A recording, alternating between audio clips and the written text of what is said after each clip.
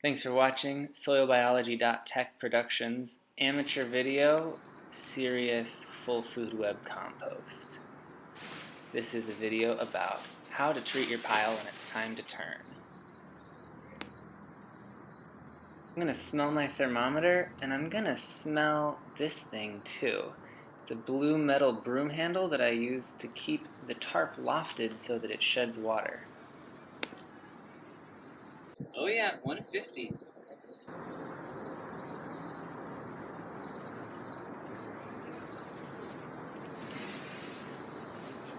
I'm gonna turn this compost pile now. It's only been about 20 hours since I started it. You always take 3 temperatures. Today I saw 145, 146, and 150. I know that this pile is gonna be a really hot one to start with because of all that grass I used.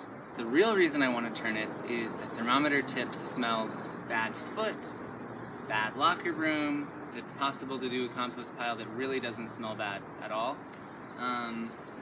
Early in the process, it's not the worst thing, but it means time to flip.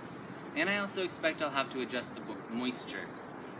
Keep an eye on how I use the tarp to separate what is now the outer layer and let that become the new core.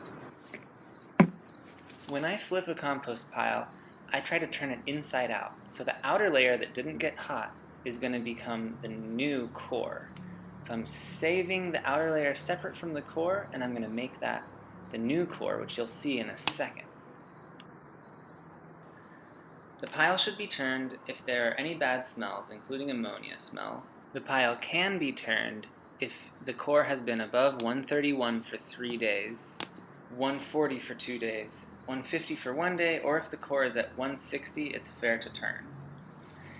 If the pile hits 165, it's advisable to drop everything and turn the pile. 165 is just way too hot. So with this pile, I know it's really not very porous. I used a lot of fresh grass clippings. So these tubes in the middle of my pile are something I'm playing with to keep the core more aerobic. After the pile goes for a little bit, like 12 hours or 24 hours, I can remove those things and it just leaves vertical channels left over in the pile.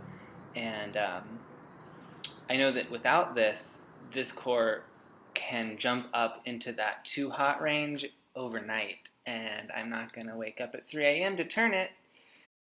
Thanks for watching, and visit soilbiology.tech to see more about compost and the microbes that live in it.